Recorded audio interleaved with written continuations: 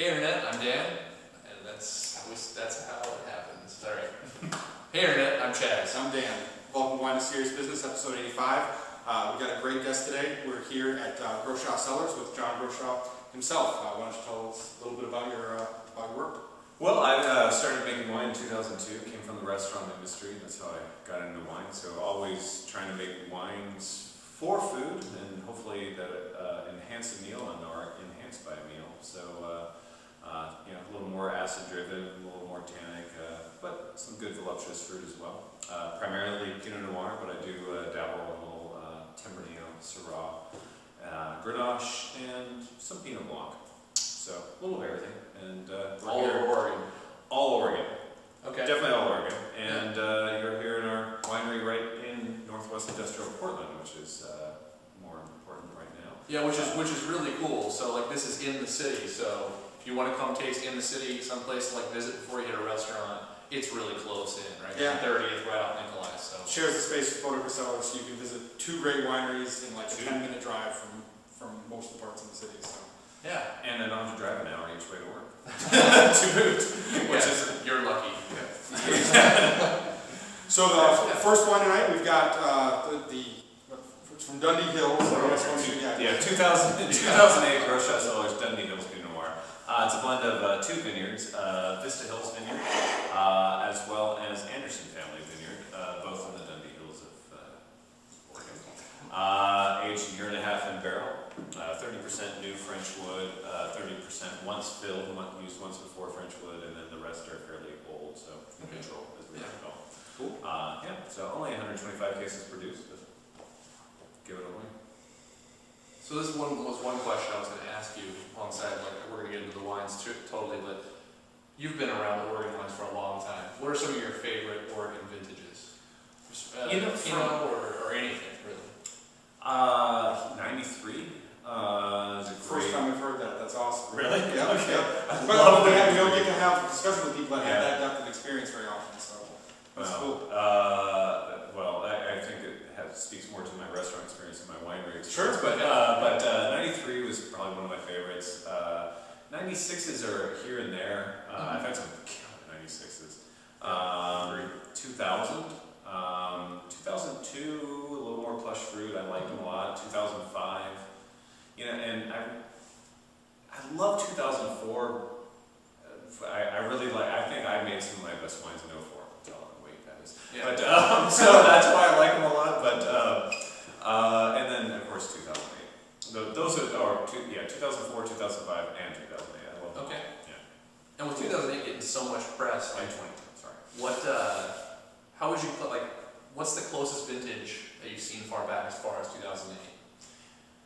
It's most like 2005 recently, in recent history, but I'd say it's more like a 93.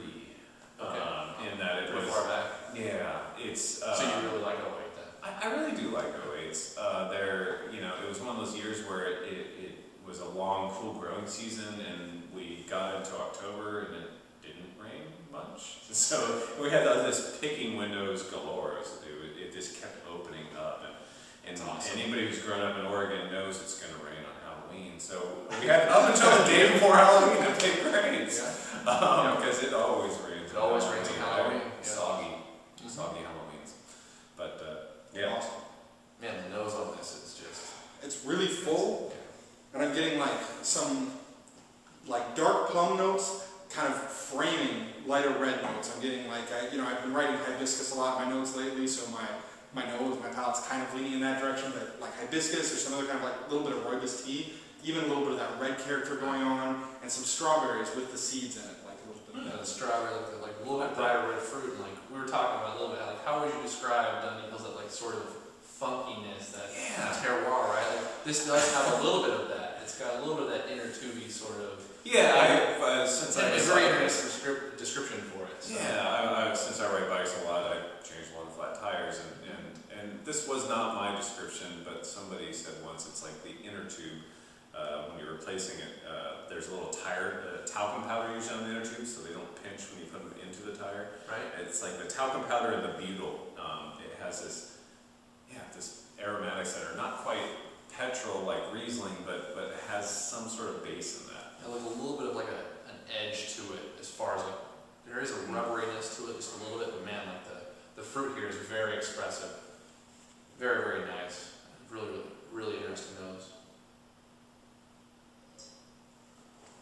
Dundee Hills is so much about aromatics, and that's what I'm really happy to capture, because without aromatics, I mean, Pinot Noir in general, but Dundee Hills is so aromatically driven. It's about prettiness and elegance. It's not about strength and power. So and I think 08's a little bit of both, because there's a fair amount of density to this wine too.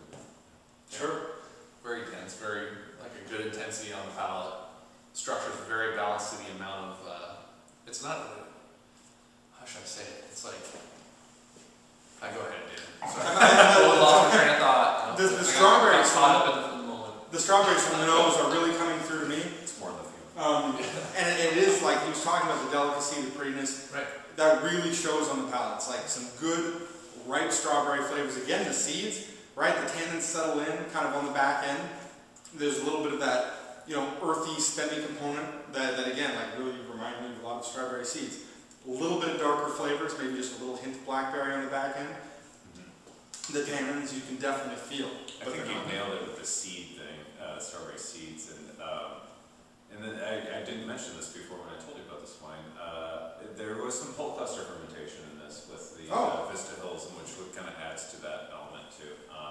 It's something I do. It's spent a lot in riper years to try to take the wine being very fruit based, trying to add a little bit more of that stemmy, sort of not green in a negative way, but green in a positive way, aromatics and flavors, and so it's showing through apparently. Yeah, I think it totally delivers on it. Cool. And Structurally held together very well. Mhm. Tannins are really, really nice. And the fruit just hangs around forever. Very long in palate line.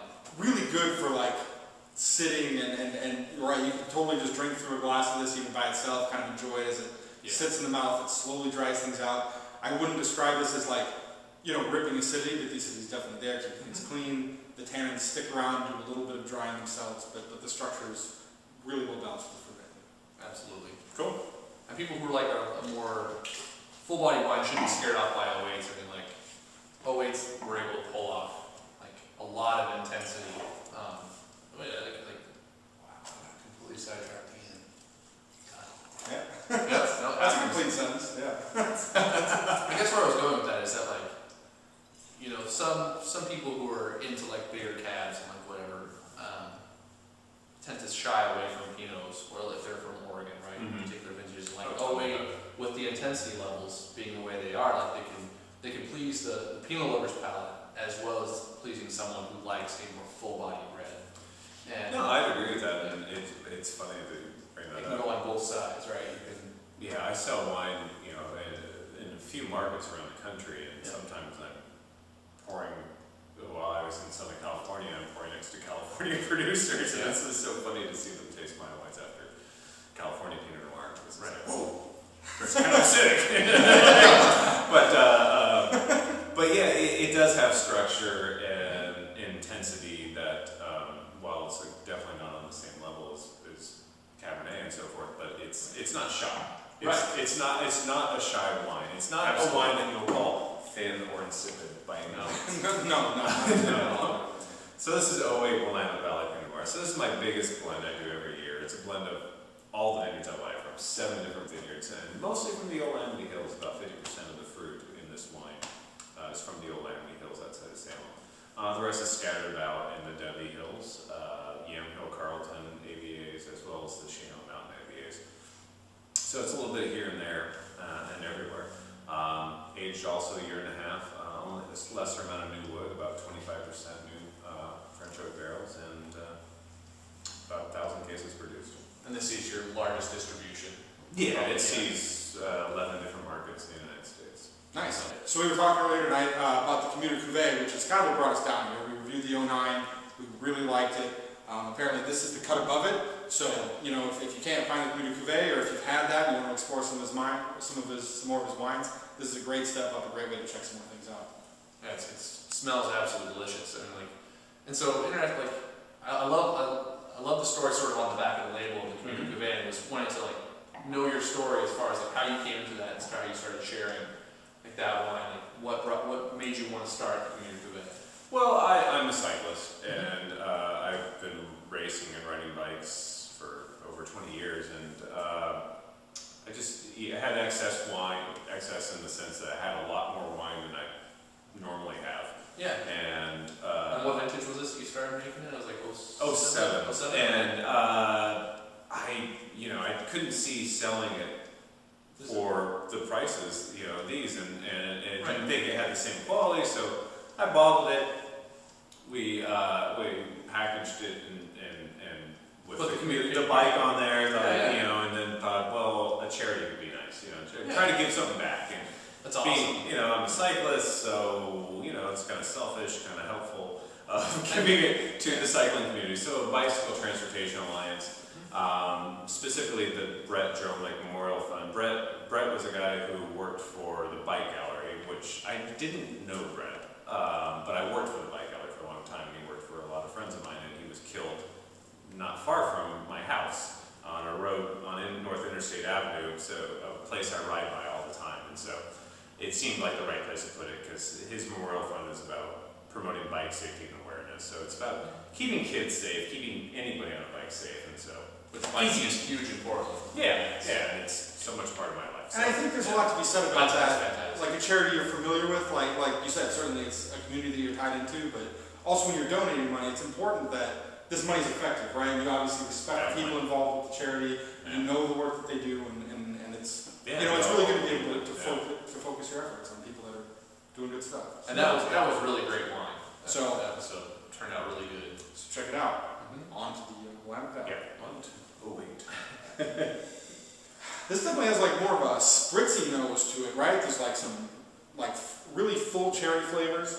I've noticed that on a couple wines now, right? Like just a little bit of cola. Right, I don't mean to red. imply like it's like soda, like it's sweet. I'm just like the essence of cola. Yeah, like really, really bright red fruit here. Very, very plush and easy. Yeah, like a black licorice. There's a little bit of that, yeah. Yeah, good call. Full fruit. But no, I mean, yeah. A step down in complexity on nose from the Dundee Hills, but man, still just very delicious, very pleasing when you stick your nose in the glass. It's like, man, the aromas are very nice. Wait, suck it up.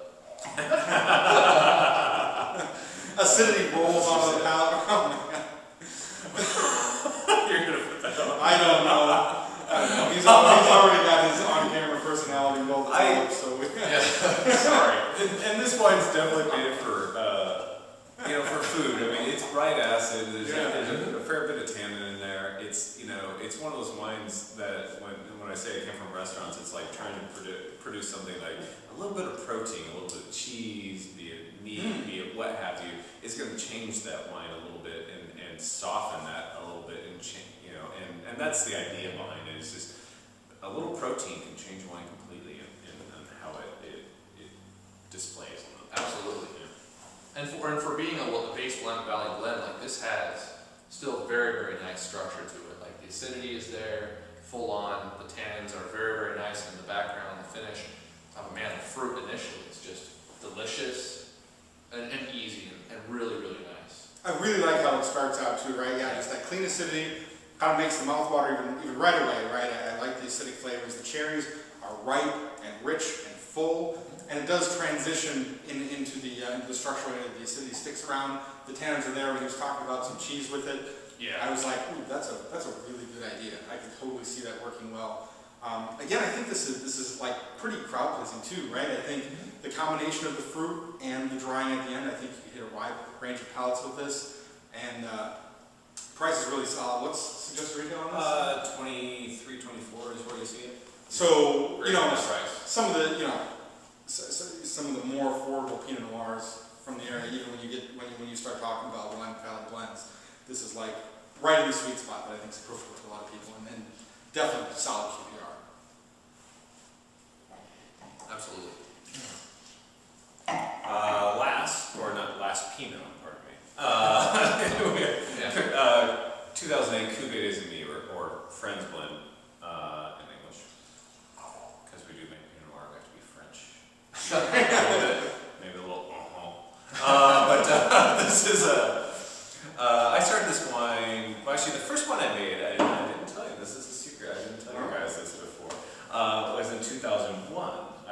Not a commercial production, mind you, just kind of a home project. I bought a ton of grapes So I sold futures to my friends before I even made the wine. Really making the leap. And so I sold about 40 cases on futures. So a ton of grapes makes about 60 cases of wine. I sold 40 cases of that, and that $400 a case, so really cheap. That $4,000 bought me the grapes, the fermenter, and the barrels to buy the grapes, ferment them, and age them in. And the wine, I didn't screw it up.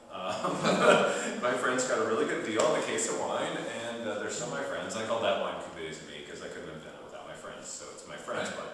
So every year since, I've made my top wine, which is essentially a barrel selection of what I think is the best wine from a given vintage. We start, when we're making the blends, we start at the top with the Cuvée des Amis and the single AVA wines, the Dundee Hills, and we also do Neola Amity Hills.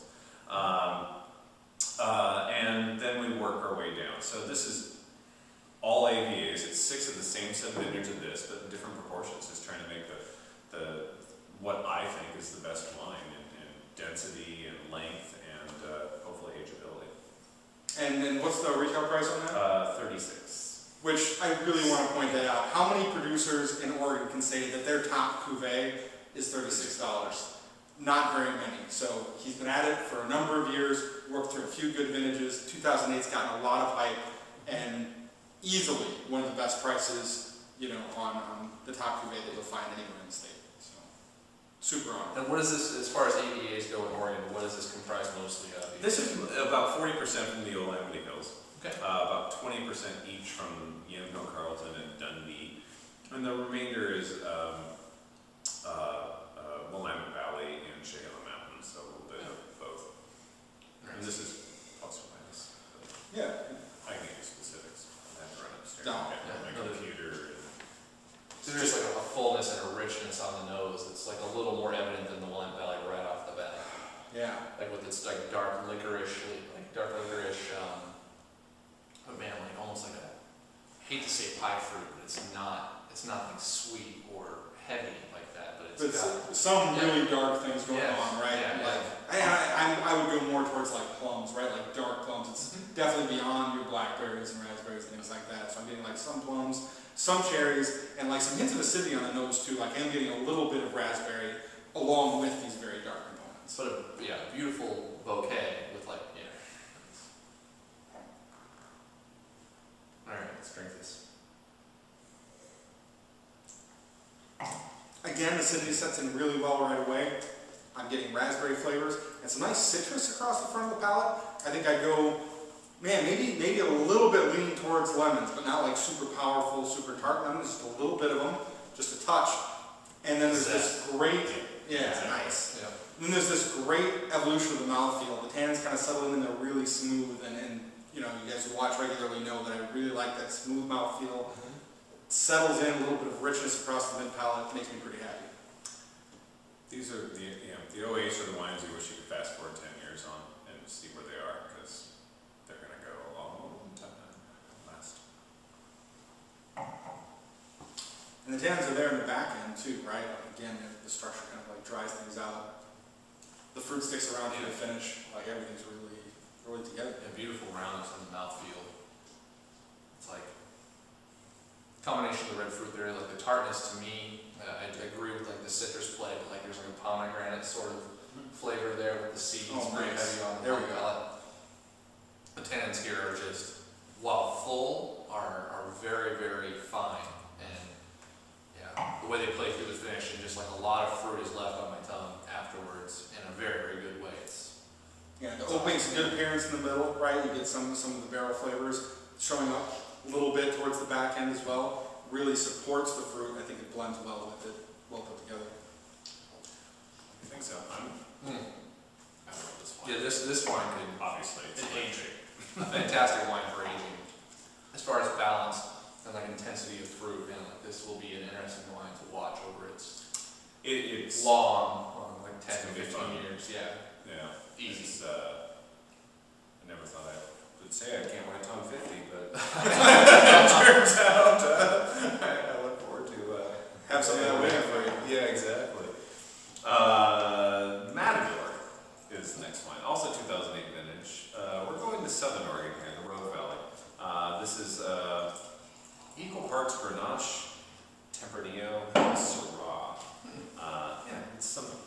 switch. I started making, so I started making wine in 2002. In 2005, I got a wild hair, and I've loved the wines of Spain and France, especially for QPRs, great buys, great wines, Spain great prices. And Yeah. especially now, 15 years ago it was France, the Rhone Valley, but Yeah. now it's Spain, Portugal. Rioja. So I really wanted to play with those varietals and see what I could do. And so in 2005, I purchased a few tons of Tempranillo and a few tons of Syrah, and with mixed success, I made some, and it was really tannic. It was good, but very tannic. And then 2006, I continued, and it was less tannic, but maybe a little lighter. And I really think I've kind of hit an area where it fits nicely, where they're balanced between extraction and well, not too much.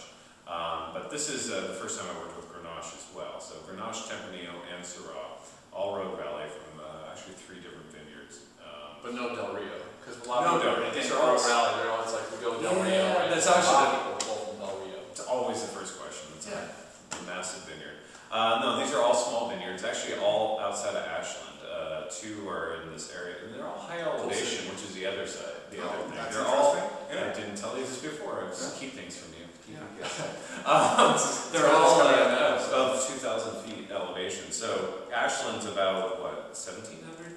So yeah, they're it's a level up there, you have to climb the hill to get to it. yeah, so they're up above the valley floor. So 2 vineyards. The Syrah comes from 2 vineyards. They're contiguous. They're little 3-acre parcels, and they're about 2,200 feet in elevation. The Tempranillo and Grenache come from another vineyard in Talent, Oregon. Love that name.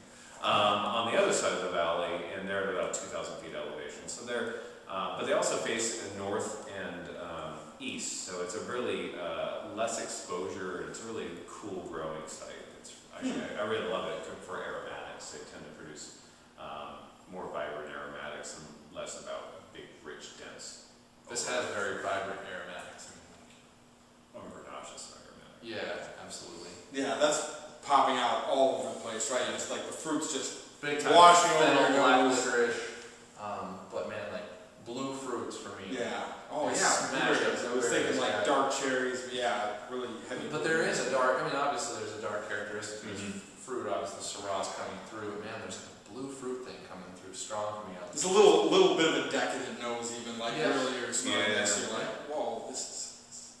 But you're not thinking like Cali fruit bomb where it's like, you know, No. in your face, like this is, the oak usage is not as immediately evident on the nose. Yeah, there's no new oak in this wine. There's Okay. one once filled barrel, so it's been used for 1 year before. Awesome. The rest are neutral. Yeah, I'm getting like it's kind of clovey blueberry pie. There's a little even kind of like that crusty element to it too. You know, like some sweetness. Yeah, I'm getting like honeysuckle maybe, or Uh, Like oh a yeah. blueberry scone sort of thing. Yeah. A little bit of sugar on it. Oh nice. And there's I get some white pepper under there too.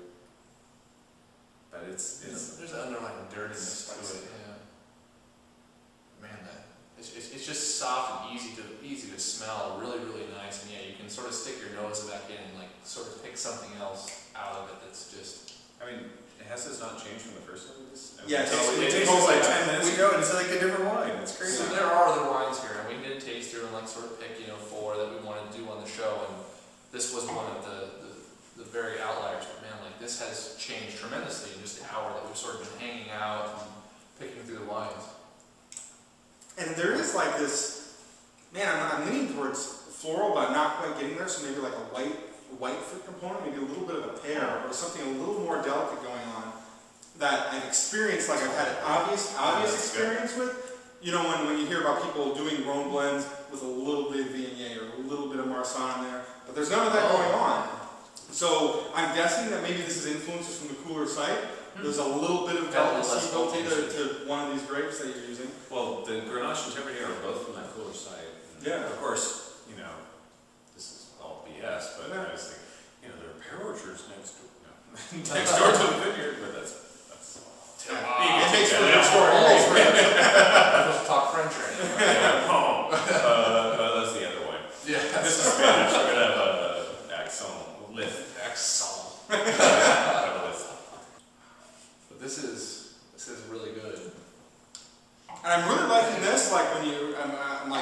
take a sip, like drink it down right down the center of my palate, I'm getting like the full fruits again, right? That little bit of white flavor that I'm talking about, the dark cherries from the nose, some blackberries are showing themselves, and there's like a cool spicy thing that I'm guessing is coming from the Tempranillo, right? Like a little bit of pepper, tannins set it full, like there's a lot of tannins here. And you guys know, like I'm usually not all that big on the tannins. These are well put together. They don't bust the whole room up after they show up for the party, right? They just dry things out fully, but they're well put together. They work with the fruit. They work with the fruit tremendously. Like, you talk about that white, the white fruit thing. It's like really sticking around. You know, the pears. Me too. Yeah. Totally. It's kind of freaking me out. It's like I was thinking white peach a little bit too. sure, yeah. I'm just like, if you had said like, oh, I co-ferment this, so I'd be like, oh yes, I can totally taste that. But I'm just like, where's that coming from? That's amazing. It's such an interesting blend. Yeah. All my Syrah's blended or is co-fermented with about 5% Viognier, but that's not it. I mean, that would be 1.25%. Right. 3. Yeah. 6. The point is, like, this is fun wine to drink on its own, or fun wine to like pair with a meal. Like this would be, as far as the structure and the acidity lends to, like you could do this with any number of things. But man, like this is just fun wine to sort of drink with friends. Like we're just hanging out drinking this. This is. And I have a lot of friends who say that they like big reds, like that's kind of the style they're into. They like the bigger fruit.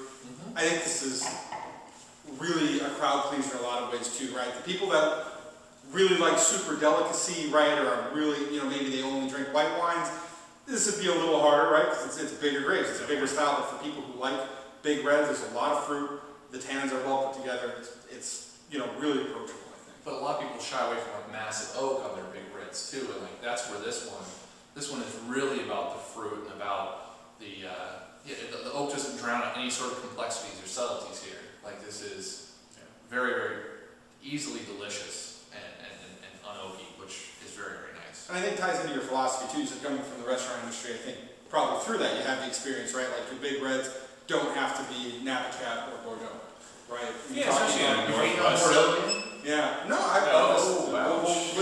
we'll get there. We'll do the Bordeaux show soon enough. We have stuff to try and change my mind. But that's, you know, that's I think kind of the default experience. And I think when you were talking about getting into Spanish reds and the Romes, those are really good places to go for big reds that have a different style that brings something different to the table. No, yeah, I definitely agree. And yeah, I mean, well, California has lots of great wines there, and tend to lean a little hard on the wood sometimes. Yeah, and some people love it, right?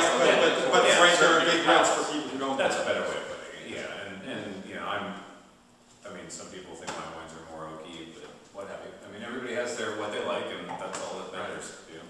And you like what you like. And to a point, I'd agree with that. I'd say that of the Pinot Noirs, you know, that I've had from around here, yours are on the heavier side. And some people who I hear complaining about Pinot Noirs being too delicate or too light or kind of boring, like I'd say, you know, some of your wines would be a really good way to check out some of the stuff going on in the Willamette Valley, right? Like dip your toes into it. Maybe you want a little more tannins that a lot of people aren't delivering to you.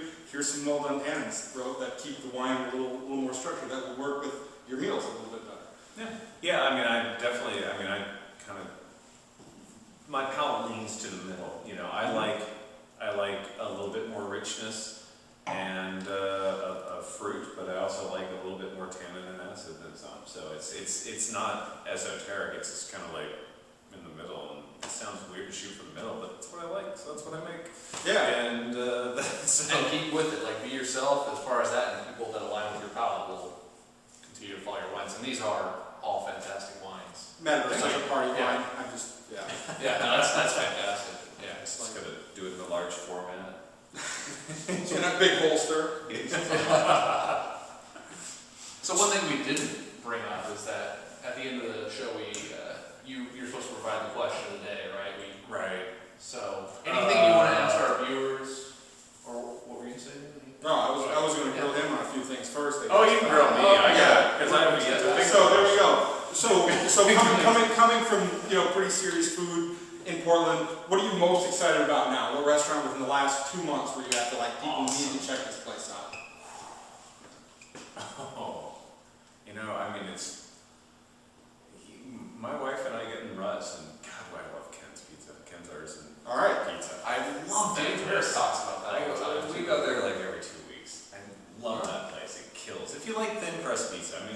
it's a Schultz too. It's a little, thicker crust, a little, some, not old More school, but a little bit. Where It's your more pizza bread palate crust, is, right? right? Yeah. We love it. Let's see. There's a. Gosh, sorry. No, that's fine. There's a cool place called Nemo over on North Interstate. I go there all the time. Yeah, Japanese izakaya. Mio Izakaya. Yeah, Love and that it's not far from our house, so we go there. Yep. I eat there all the time. Yeah, there's a cool little wine bar / beer store / restaurant down from my house called the Hop and Vine. Yep. Nice place. Yeah, nice place. Yeah, Ryan, really what nice. They do a great job in beer and wine. Sarah Mason? Oh yeah, I haven't been there in a while, but Yeah. For Yeah. first part of beer, right? Straight. yeah, beer's good. Yeah, it's really good. Although they lean on they're blend towards the hoppy beers a lot. They As do. does The hoppy. bigger stuff. Yeah, the bigger stuff. Yeah. I'm kind of more about the pilsners these days. I'm getting old. But yeah, the Heater Allen Pilsner. Have you had Got that? it. Oh God, it kills. Alright. Rick Allen, he's a friend, and Yeah. he's a. Yeah, I hope to go taste down there sometime. Oh yeah, give him a call. I mean, he's a great guy. We see him on Wine Berserkers all the time. Little Bird. Oh yeah, Little Bird. I went there. Little Bird's awesome. Enjoyed I that. just took a girlfriend there last week. I really Great place. want to go to Castania and check that out. I do too. Man, I went last. there. I went love there it 2 there. weeks ago. Yeah. How was it? Amazing. Yeah. Took some Right. baller ass wine down there and went crazy. What'd you take? Mine was an 04 GL Chopper in Touch Blanc. Oh. Yeah. So yeah, it delivered. Yeah. So, Yeah. Another good question. So you've been in the business, in the Oregon area for a long time. Who, name a couple people that you'd really like to say thanks to, that there's no way you'd be standing here today if it hadn't been for their help? In the wine world, obviously, right? The support of your wife, your friends, the stuff, but other wine players that have really helped you. Well, Doug Tennell from Brickhouse Vineyards. I worked for Doug for 4 years, and it was the best mentorship. First time I saw things from bud breaking the vineyard all the way to bottle. Whereas other wineries I worked for was all about grapes show up, you make the wine. There was the holistic approach, and that's what enabled me to learn most everything I need to know to make wine. And he was saying earlier that he works with the vineyard managers, he decides, right, how you crop, how long the fruit stands, right? Right, I make decisions on a few decisions. Unfortunately, I can't make everything. But crop level, leaf pulling, how much, when, so forth, and when to pick. So some important, crucial choices are mine, but not everything. So winemaking, as much as I would like to say it's about me, it's more about the vineyard. It's 90% vineyard and 5% stylization and 5% not screwing it up. Actually, maybe it's mostly not screwing it up, but really, you gotta have a good vineyard and good management, and then really my job's easy. It's just trying to make the wine in the Not style. screw it up. Yeah, don't screw it up, and taking it at the point where it's going to produce what I want to produce. That's all. Nice. Yeah. All right, so I guess that's it for the first few questions. So, Question of the day. question of the day. What varietal would you like to see grown in Oregon, or produce more of from Oregon, of any varietal? That is my question. Awesome. See you guys for 86. Thanks for watching.